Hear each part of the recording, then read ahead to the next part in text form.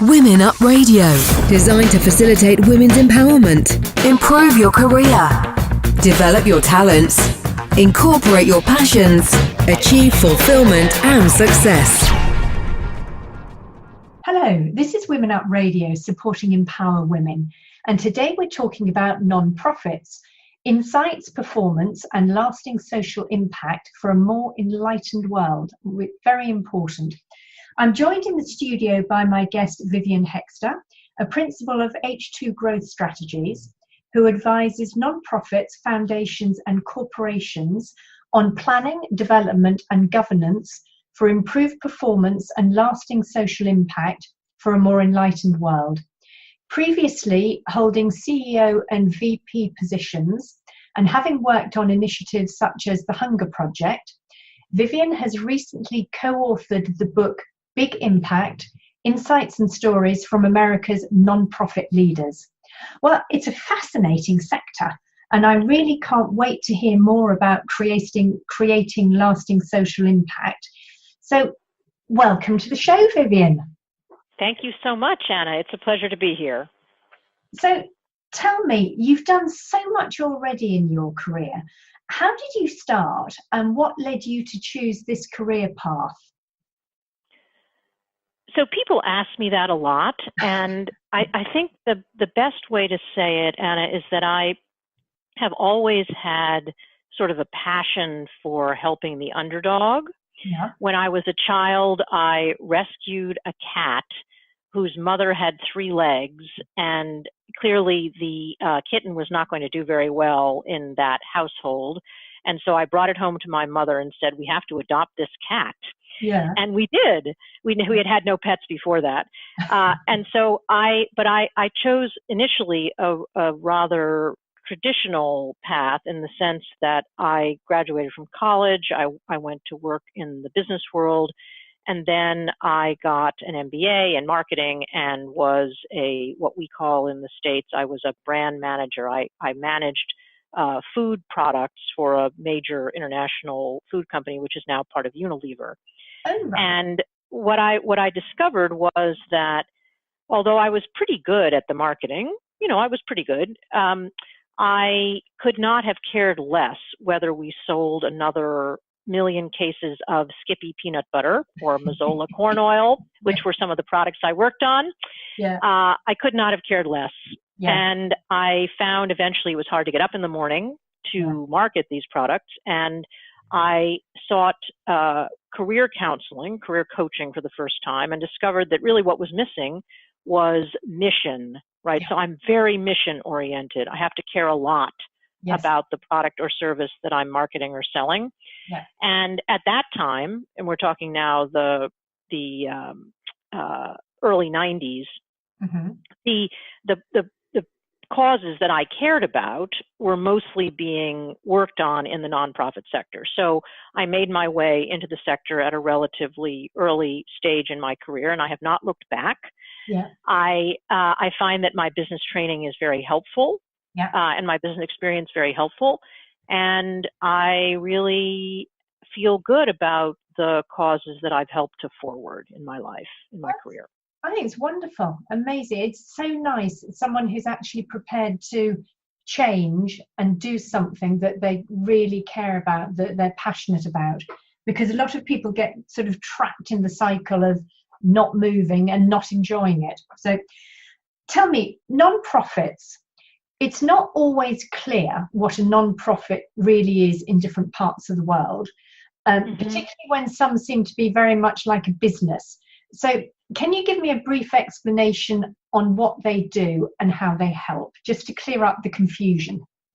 Sure. And I will say, it's good that you said that it's different in different countries, because so the nonprofit as we know it today, I think was really born in the U.S. Out of the sort of volunteer mentality that really grew up from the Puritans, starting with the Puritans, right? And so in the U.S., we have this highly developed philanthropic or nonprofit sector, and it includes both public charities like Share Our Strength, or like Goodwill Industries, or the United Way, or Save the Children. Yeah. So it includes public charities like that. It also includes foundations, private foundations, so organizations that either have endowments and are giving money away, or are raising money to give it away. Yeah. And in the U.S., at least at the moment, there is a tax advantage to being a nonprofit. And so nonprofits do not pay taxes in the U.S. And people who contribute to nonprofits get a tax deduction when they file their income taxes. Now, that being said, it's different in different parts of the world. So I was telling you before we got on the air, I was just in Greece teaching a workshop. And in Greece, there's actually a tax disincentive to giving to nonprofits. Really? So yes. So individuals are not individuals generally don't give money away, except perhaps to their churches. Yeah. And in Greece, it's the foundation sector that is the most highly developed of the nonprofit world. And it's not that there aren't nonprofits in Greece, there are, but they are mostly supported either by foundations or from outside of Greece. I've got confused over it in the past, because the UK, the attitude is one thing, France, the attitude is another. So everyone seems to have a different interpretation, and it's all very fuzzy around the edges. So it's nice to know really what they are, right? So what are the main challenges facing non-profits? Because it can't be easy. No. Well, if you ask a nonprofit executive what's keeping them up at night, often they will say that fundraising money is keeping them up at night. In other words, the need to generate more revenue. And in the U.S. anyway, it used to be that the government supported, like the federal government particularly, supported nonprofits much more than it does now. So 30, 40 years ago, there was much more support from the government. Yeah. And now the nonprofits that used to get that kind of support are having to really branch out and find other means of support, whether that's individuals, corporations, or foundations. And so there's sort of a big movement in the US and I guess around the world toward what is sometimes called social impact or impact investing, which is kind of a hybrid between a corporate and nonprofit, where the nonprofit is promising to deliver particular results, and there are real investors who are getting some sort of financial return for putting money into those social ventures. So there's a lot of basically nonprofits are trying to figure out other ways to generate money. Okay. And so would you say the rules of good business and performance are equally sound and necessary for successful nonprofit development, or is it a different focus? So I would say that, it's like you're all familiar with the 80-20 rule, right? So I would say 80% of the practices that make for good corporate governance also make for good nonprofit governance. And then there are 20% that are different. So I always like to give this example. So if I'm a corporate business leader, I am generally, I'm really focused on the bottom line, right? I'm focused on making profits for my shareholders. If I'm a nonprofit CEO, I'm focused much of the time on making surpluses, right? Not profits, but surpluses. So income less expenses being above zero. But occasionally, and often quite a lot of the time, I can make decisions that are not profitable. So I always like to give this example. When I was working for AFS Intercultural Programs, which is a leading high school exchange program in 55 countries, we were one year. There were some students from, I think it was either Indonesia or Pakistan, 2 students that were supposed to come to the U.S. To spend the year and go to school and live with a family. Yeah. And there was some kind of a stock market crash or something in that country, and the students could no longer afford to pay the tuition because, of course, there was tuition that had to be paid. Yeah. And I remember sitting with the CEO of our organization, Alex, and him saying to us, you know what? I'm now a nonprofit CEO, and I think that those students should come to the U.S., so we're going to sponsor them. Oh, right. So that's the sort of thing, that's the kind of decision that a nonprofit can make that generally would not be made in a corporation. Yes, yep, I see what you mean. And so what sort of social impact can a nonprofit have on our society? Wow, the list question. Sorry. Yeah, the list is no, it's fine, but the list is so long, right? Whether it's improving the math skills of young people in Silicon Valley, because whether it's believable or not, there are a number of sort of underprivileged communities in Silicon Valley where the students are not up to grade level in their math, and this prevents them from going to the University of California because University of California has specific requirements for admission. And this particular organization, which is called the Silicon Valley Education Foundation, has a very specific intervention, a summer program for kids who are entering the 9th or 10th grade, where in, I think it's 19 days, they can be sort of got up to grade level so that when they enter 9th grade, they can do 9th grade math, and when they enter 10th grade, they can do 10th grade math. And that seems to be the kind of the critical period for making sure that they stay on track with their math skills. Yeah. So that's a very specific social impact, because what it means is that those students who would almost certainly not have gone to college can now go to college. Yes. Yeah. And they're not paying a cent for that 19-day program.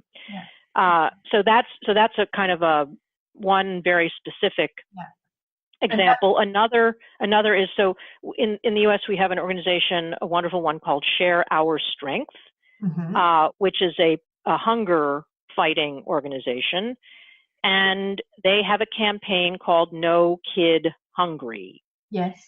And over 10, 15, 20 years, they have managed to cut in half the number of kids in the U.S. who go hungry on a consistent basis.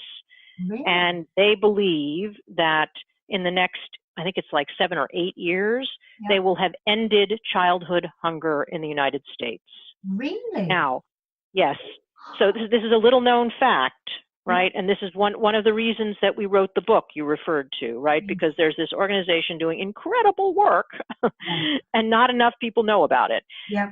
And from a global perspective, right, the CEO of this organization, Billy Shore, who's sort of a legend in the nonprofit sector, is already thinking out beyond the end of childhood hunger in the U.S. to what could be done globally. What is it that's been learned in the U.S. about ending childhood hunger, which is, is a whole array of strategies, right, between, free school breakfasts and lunches to food stamps to coaching parents on how to cook healthily. I mean, there's a whole array of strategies. But how could the learnings here be applied to hunger globally, which of course is an even bigger problem than it is in the U.S. So these are some of the kinds of real, tangible, measurable social impacts that a nonprofit can have. You are listening to Anna Letitia Cook at Women Up Radio. I was going to ask you about examples at regional, national, and international levels. Mm-hmm. Are they very different? I mean, the way they're run and the aims they have. Can you make any comparisons? So just to be sure I understand the question, so organizations that are working regionally, nationally, and internationally? Yes, yes. Well, I would say the answer is if they're a U.S.-based organization, Mm-hmm. they all have to abide by the same rules, laws that govern nonprofits in the U.S. Yeah. If they're working globally, then there are a bunch of additional challenges having to do with the transfer of funds from one country to another, right? Yeah. If the funds are being raised in the U.S. and spent elsewhere, for Yeah. example, Yeah. like the American Express Foundation. So we interviewed Tim McClyman, who's the president of the American Express Foundation. And when they want to fund globally, which they often do, they pass the money through something called, get this, the King Baudouin Foundation, King Baudouin having been a Belgian or Luxembourgian king. Yeah. And what the King Baudouin Foundation does is it's set up to transfer the money to the different countries where it's needed in a way that's legal. Yes. And, totally transparent. Yeah. Yeah. Mm-hmm. So in that sense, and of course, if you're, say, Save the Children, right, Yes. which is a huge global organization, and you have different you have country directors in countries that are sort of managing their own local country organizations, but they have to, just like in a global corporation, right, they have to report back to headquarters, and there are lots of different ways of organizing that. Yes. But beyond that, I would say that, again, if they're U.S. based, they're all having to follow the same laws. Yeah. Yes. So it's similar focus, and then they're in each different sector or different field. So, but from the organizational point of view, they're following the same path. So, okay, you've recently co-authored the book that I was talking about with your colleague Linda Hartley, Big Impact: Insights and Stories from America's Nonprofit Leaders. What inspired you to write it?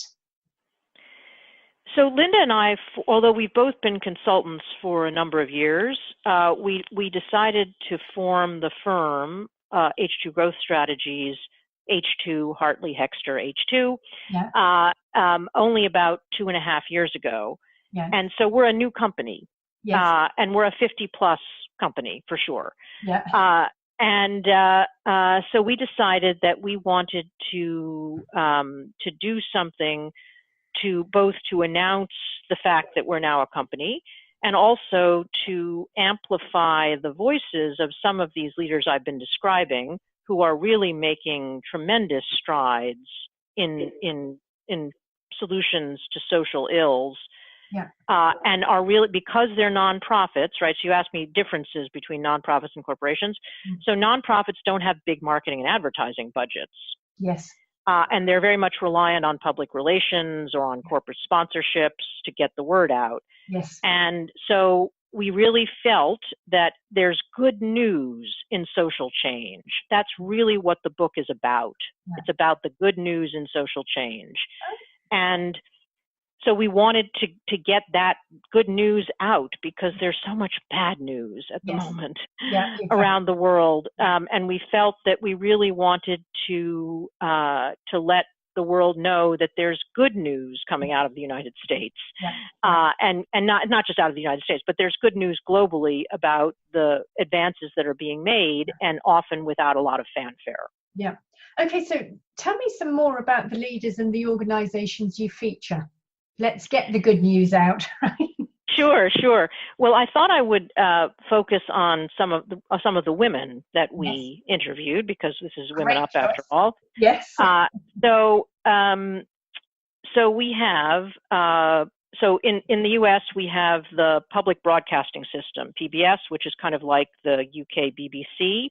Mm-hmm. And Paula Kerger is the president and CEO of PBS, Mm-hmm. which is based in Washington. And PBS is unusual in that it has, in addition to its broadcasting, it has programs, educational programs that accompany some of its programs. So, and there are community forums and events around the country that are in partnership with particular series.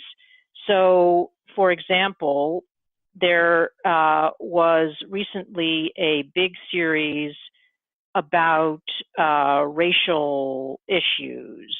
Mm-hmm. And there was a series of community events and educational events that accompanied that series. And it got lots of positive feedback from viewers. And so there's the education component of PBS is extremely important, and particularly the education of kids. Yeah. So PBS now has a 24/7 online channel for kids, 24/7, because a lot of kids are, their parents work strange hours, they work several jobs, and so the kids are unfortunately up and down at all hours of the day and night. Yes. And we know that people use television as a babysitter because they have to sometimes. Yes. And so now, at any hour of the day or night, moms in the US or dads in the US know that they will find educational programming, quality educational programming online for their kids. And of course, PBS is all about literacy and particularly literacy, right? Early literacy. And so it's a really wonderful, PBS is just a wonderful institution. It's a great so that's one example. And shall I give you another? Yes, please. So we have an organization called DoSomething.org, yes, which is headed by a young woman called Aria Finger. She's still under 40. Yes. And DoSomething.org is a campaign, an ongoing campaign to turn young people between the ages of 18 and 25 into activists and engaged citizens. Yeah. And they have 5 million kids young people around the world who are engaged in their campaigns at any one time. And the campaigns are generated online. Yeah. And they do things like, in the US, they collected blue jeans to give to homeless teenagers. And they collected, 30 or 40 million pairs of blue jeans to give away. And so it's a really fascinating concept, right? Because it, not just concept, but actual organization, because it is really training young people through their own medium, which is online, right? All of the campaigns get generated online, but then they get implemented in the real world, not in cyberspace. Yes.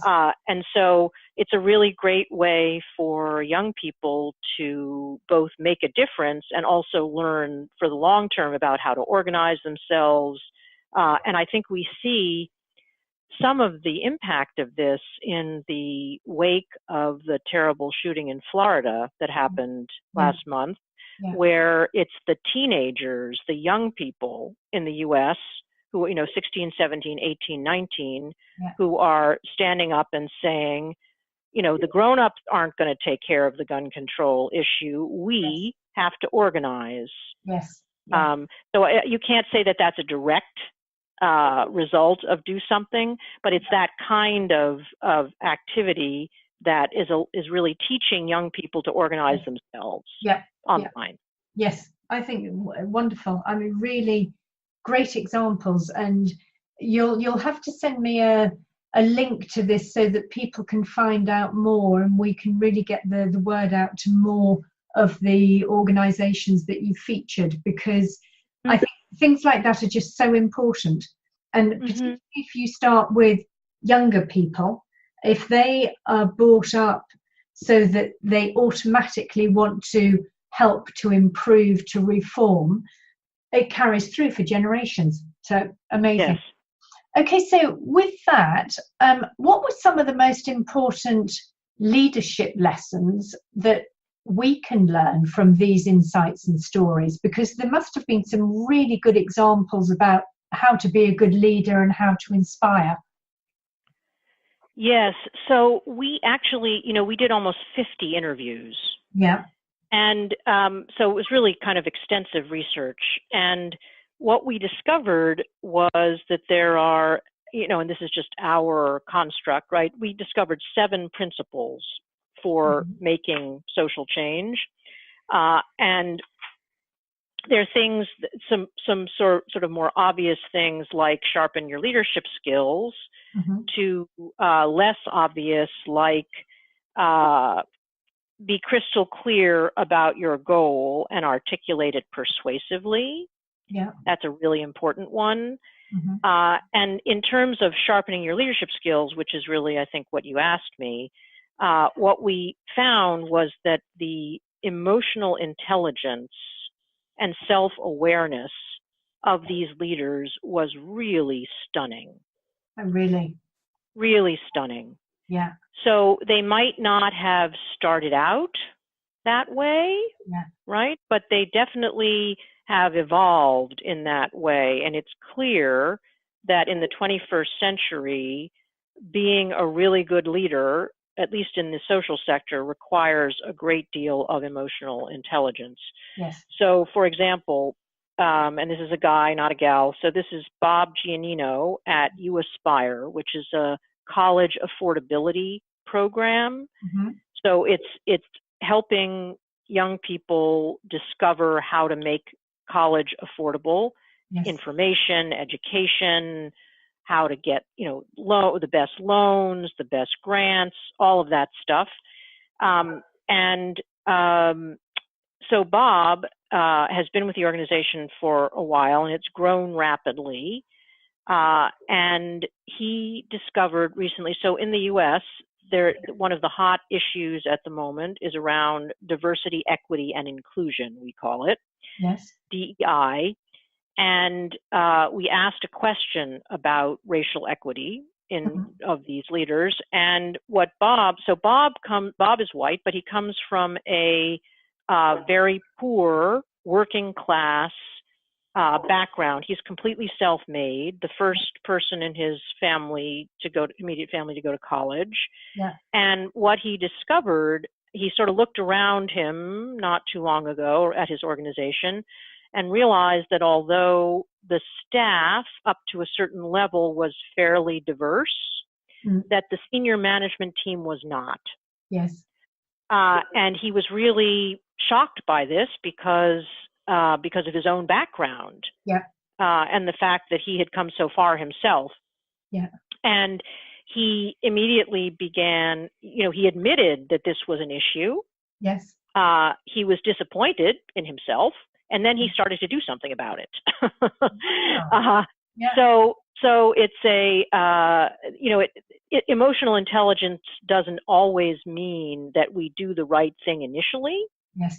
What it does mean, I think, is that when we discover that something isn't right, we are willing to admit that and do something about it. I hope that's a good example. Perfect. So, okay, I've got another question which is to do with mindset. Because I think that's very important. So do you see differences in non-profits compared to business and differences that we can use positively for a brighter future and, as you say, for a more enlightened world? The answer is yes. Yes, and I believe that, I haven't worked in the corporate world in a long time, and so I hesitate to make too many generalizations about the corporate world. Yeah. But I do think that the idea of emotional intelligence is very important in corporate America. If you look at the recent scandals around, and I'm thinking now about Uber. I'm not thinking about sexual harassment, which is a huge issue here at the moment. Yeah. I'm thinking about Uber and the former CEO of Uber and the way he encouraged, for example, the underpayment of drivers and, all the things that he did to make Uber what it is, but he did it the wrong way. Yeah. Yeah. And they're still paying, right? I mean, they're highly profitable, but there's huge, a lot of people in the US no longer use Uber. They use one of the other car sharing services like Lyft. Yes. And so I think that mindset of not, I guess you could call it ethics or good transparent business practices or fairness and equity. You could call it a lot of different things. But I think that, at least the leaders that we interviewed would not have tolerated that kind of culture in their organizations.